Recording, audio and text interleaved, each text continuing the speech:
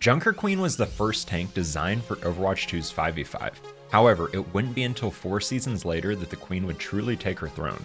She would receive not 1, not 2, but 4 significant changes to her kit, with the most important one being a 62% increase in her self-heal passive. This reign would last for an entire month, ending with the nerf on June 13th, which really wasn't that bad. But for some reason, it made players abandon her to the Wastelands once more. Were players right to dethrone their queen, or was it your standard Overwatch overreaction? I decided to pick her up for 20 hours spread over 5 days to find out. Day 1. Over the last 2 weeks, I had got a good feel for the tank role. Mastering Doomfist as my second tank ever was no easy task, and interestingly enough, it would prepare me for Queen more than I had realized. While they are very different heroes, they both struggle from the same lack of barriers. On Doom, this taught me to play corners and value line of sight.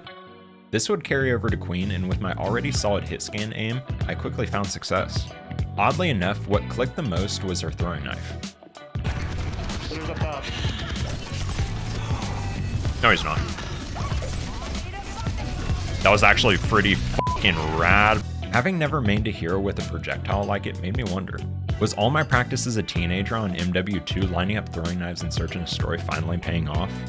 Overall, my first day went really well. Play smart, keep tank up. Huge, shoot, monkey, nice, no reses. Soldier, Mercy, and Life Weaver. GG's, guys. Poke out Hog, you can't do anything. Nice, let's fucking go. GG's, guys, thank you for trusting me. Damn, they're talking shit on their tank. And if I had to pinpoint a weakness to improve on, it would be fixing my abysmal ults. Kill Ryan if we can. Oh, that was a bad ult. No, that was a bad ult. It was a bad ult on my part. Half the time it was reminiscent of a Ryan pinning into the enemy backline never to return or completely whiffing. Day 2. As I've mentioned, I'm a massive believer in aim training, having done it most days since swapping to mouse and keyboard over a year ago. However, 90% of my practice has been around tracking and automatic heroes, being a Tracer main and an Apex Legends creator in my past life. Junkerqueen is much more about clicking at the right time than tracking, so I decided to practice something different for once. After looking around for a bit, I stumbled onto this task that's focused on fast micro adjustments, similar to how I aim on Queen. My aim on day 1 felt good, but after aim training on day 2, I went to the next level.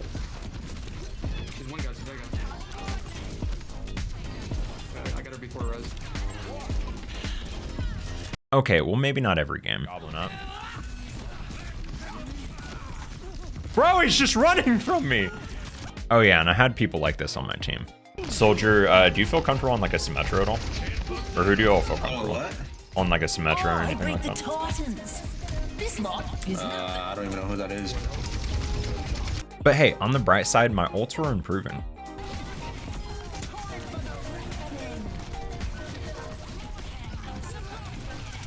Soldier slow.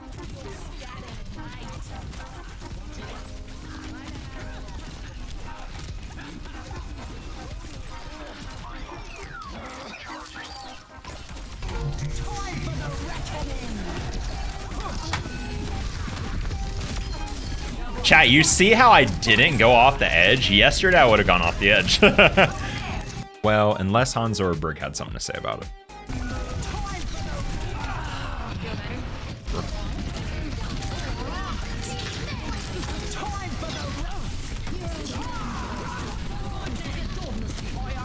I got humbled. But unlike playing Diva, I quickly realized that Zarya being a hard counter queen wasn't really that bad. She's like Swiper from Dora back in the day. Anytime she bubbles, you just have to shake your head no and it goes away. Day 3. When I started this challenge, I wanted to do it completely solo. But Overwatch is a team game and it's best enjoyed with friends, so I brought on my buddy Zenmeister to play with. I used to have an ego about soloing all the time to improve. While playing solo can help you improve, chances are randoms will make you burn out. Yeah, that Widow, don't even peek it. Bastion, come back to point. Come back to point. Bastion, please. Did you learn your lesson? So if you feel the same about soloing, trust me, find people to play with. Even just having one person to rely on makes a huge difference. If you don't have anyone to play with, join community discords like mine to find new friends. But if you do insist on soloing, one of the best tips I can give you for Queen or tank in general is to ultimate track, and plan for fights with knowledge like this. Wait. Then we may ult on point once the trance is over. Alright, now we can May. Run.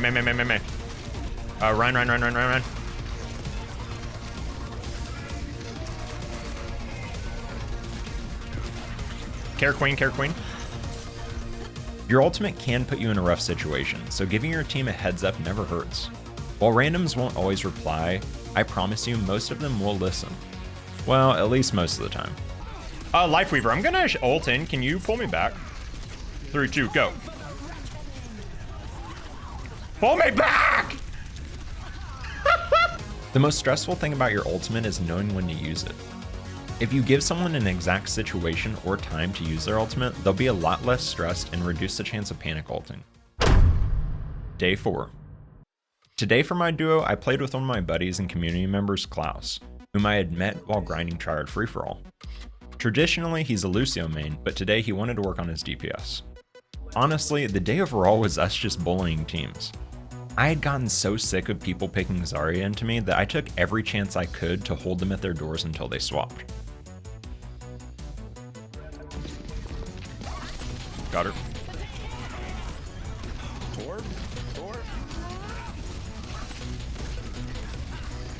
Oh my god. This match felt like cyberbullying, going 44-5 and getting away with whatever we wanted. While learning D.Va and Doomfist, I struggled at some point, but that wasn't happening on Queen. I was having a good time even when things went wrong. Oh no, I hit it! No! Right as you did it! Let me share some of my experience with handling counters. I hope it helps someone out there. After more than 10 hours on the hero, I had yet to struggle against Kiriko like I thought I would. The best tip for this counter is to wait until she's wasted Suzu or gets eliminated. You'd be surprised how easy it is to bait it out with a simple axe swing. Sim. Big.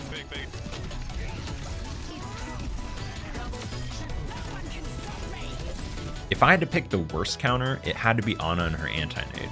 There's only so much you can do about antis on your own other than play cover and ask politely for a support to run Kiriko.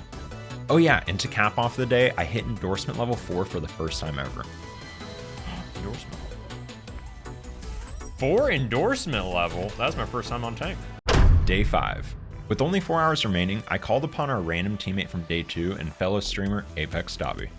I asked him to be my permanent mercy pocket, and he accepted. No, you're at a payphone. You don't got a payphone, you're at a fucking payphone. I'm changing the lyrics. All jokes aside, the games went really well, going 26-1 in my first match of the day. 2 weeks ago, I found myself in Gold 1 attempting to learn my first tank D.Va. Now here I was on the edge of Diamond running it down like an actual tank main. While I fell short, ending the 20 hours at Plat 1 87% makes Diamond seem like a high possibility during my 20 hours learning Orisa next week. And if I had to pick one weakness after 20 hours that I need to work on, it's my shout usage. While it is her least mechanical ability, it's her most important by far. So let me give you some quick advice on it. Think of shout as a support ability similar to Lucio. Don't be selfish with it, as it can taxi your team to the point faster, save people from Genji blades, or speed boost them out of a Mei or Orisa ult. By the way, chat, you can survive a tire if you shout, but you can't survive the javelin. And you don't always have to use it defensively. Help your team close the distance, like speeding a Bastion during its turret form. The possibilities are endless. So, is junkerqueen still overpowered? It's a hard no for me, and honestly, I don't think she ever was. Her pick rates were more likely due to her fun and rewarding playstyle finally being viable. Queen is tough to play. Her main form of tankiness is her self-healing. If you don't land cooldowns, you don't get heals and you have no barrier to hide behind. But that's what I loved about her. Everything felt super rewarding, and more importantly, I could carry on her. Right now, the worst feeling on tank is the lack of solo kill potential. You often get people low just for them to get pocketed or no follow-up from your team. Queen is the only tank that I've played that legit felt like I could punish anyone who made a mistake as long as I played well enough. Will I be playing Queen more in the future? Yes. Specifically if I'm on D.Va, being countered by Mare Symmetra, I will happily swap to Queen. On Queen, I fear no DPS counter. If I land a knife on them, they're done for, and that's a damn good feeling. The closest thing to a hard counter that you'll run into is Ana. But let me bring you in for one last tip before we wrap it up. You don't have to have a Kiriko on your team to cleanse you. The key is saving your shout for when you know that they have an Ana, as shout's 150 overhealth overrides anti. While it won't cleanse you, it will give you a little speed to reposition and overhealth while your team can't heal you. I really appreciate all the support. I've been having a blast during this series, and I don't plan on stopping soon. I am a few weeks ahead though, as I'm still learning to put these videos together more quickly. Last week I finished my 20 hours on Orisa, and man was it a ride. We got coached by an ex-Contenders player and ranked up way more than I had expected. So by the time you see this, I'll have finished 20 hours on the new support Yari, who will be my first support ever. Hopefully I said her name right. Feel free to tune in to Twitch next week, as I'll be doing my first DPS of the series, ASHE. I'll be doing every hero live if you want to drop by.